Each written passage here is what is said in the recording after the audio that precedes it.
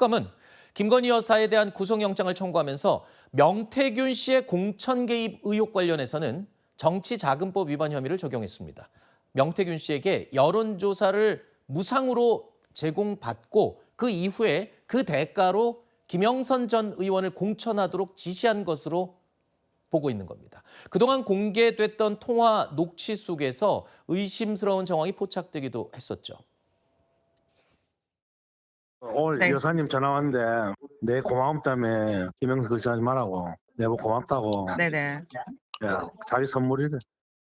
김영선이 좀 해줘라 그랬는데 뭐 그렇게 말이 많네. 당에서 상현이한테 내가 한 번 더 얘기를 할게. 걔가 공관위원장이니까. 평생 은혜 잊지 않겠습니다, 대통령님. 아니, 저희 뭐지 당선자가요. 저희 지금 전화를 했는데 예. 그냥 일이라고 했어요. 아, 예, 고맙습니다. 네네네. 그렇게 할 때가 너무 걱정하지 마세요. 잘 될 거예요. 저희 채널A 취재 내용에 따르면 김건희 여사 구속영장 청구서 안에는 이런 내용이 포함된 것으로 알려졌습니다. 김건희 여사가 이 여론조사를 직접 지시했다라는 내용이 포함된 것으로 알려졌습니다. 만약에 이게 확인된다면 정치자금법 위반 혐의를 입증하는 것도 가능하지 않겠냐 해석이 가능하고요. 또 명태균 씨도 김 여사 측도 여론조사 관련 지시는 없었다라는 입장을 피력한 것으로 알려지고 있는데 구속심사에서도 지시 여부를 둘러싼 공방 지금 이미 나온 게 있기 때문에 이거를 또 뒤집어야 되는 상황이 되는 거잖아요. 그렇습니다. 사실 영장 청구서에는 이 범죄와 관련해서 이 발부의 기로에 섰고 특검도 정말 특검의 명운을 걸고 한 겁니다. 특히 김건희 여사에 대해서는 그럴 수밖에 없는데 이런 사실관계를 적시했다는 건 최소한 그런 김건희 여사의 지시로 이 여론조사가 이루어졌다라는 진술 내지는 증거를 확보했다라고 보는 게 타당할 거고요. 지금 그렇습니다. 정치자금법 위반이라는 건 무상으로 금품 내지는 거기에 상응하는 무언가를 받는 겁니다.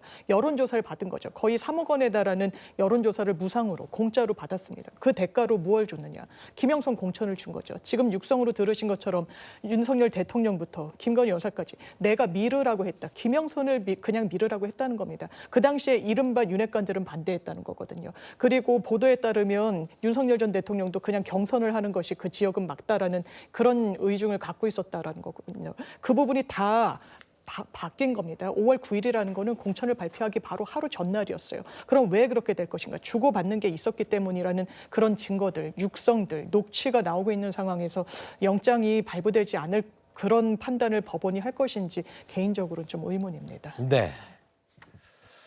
자, 명태균 씨 관련 의혹과 도이치모터스 주가 조작 의혹도 또 연결고리가 있습니다.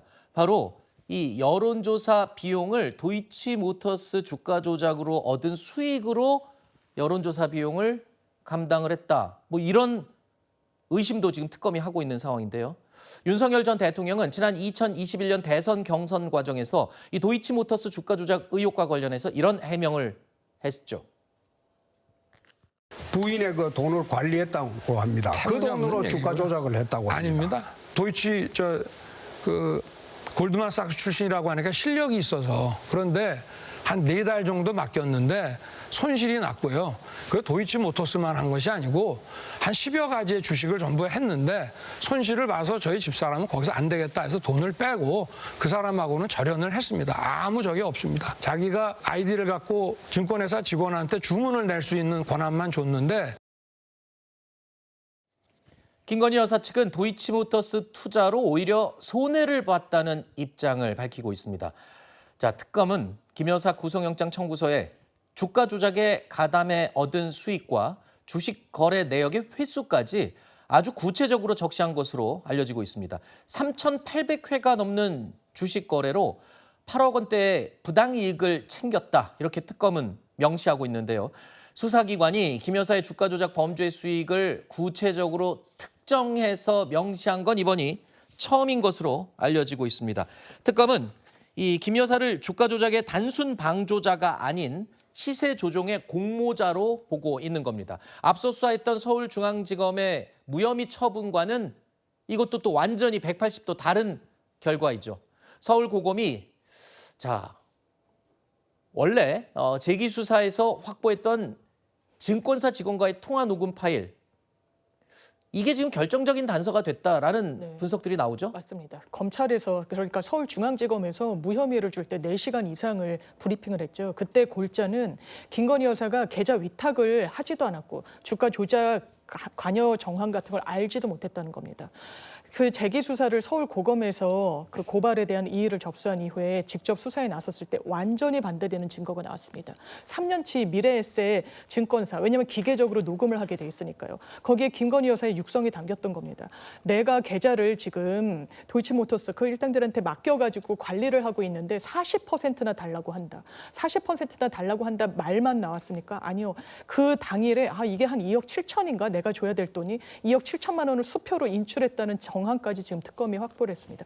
이걸 몰랐다고 볼 수 있습니까? 검찰은 수사를 어떻게 한 건지, 일부러 눈 감아주려고 했던 건지, 검찰이 무혐의를 줬을 때 했었던 계좌 위탁 사실 자체가 없다라는 이 간단한 사실, 완전히 거짓말로 그 증거가 뒤바뀌고 있는 부분에 대해서 검찰 수사가 왜 김건희 여사에 대해서만 이렇게 면죄부를 주는 방식이었는지 특검이 이제 관련해가지고 조사를 했던 검찰도 수사를 하고 있는 상황입니다. 알겠습니다.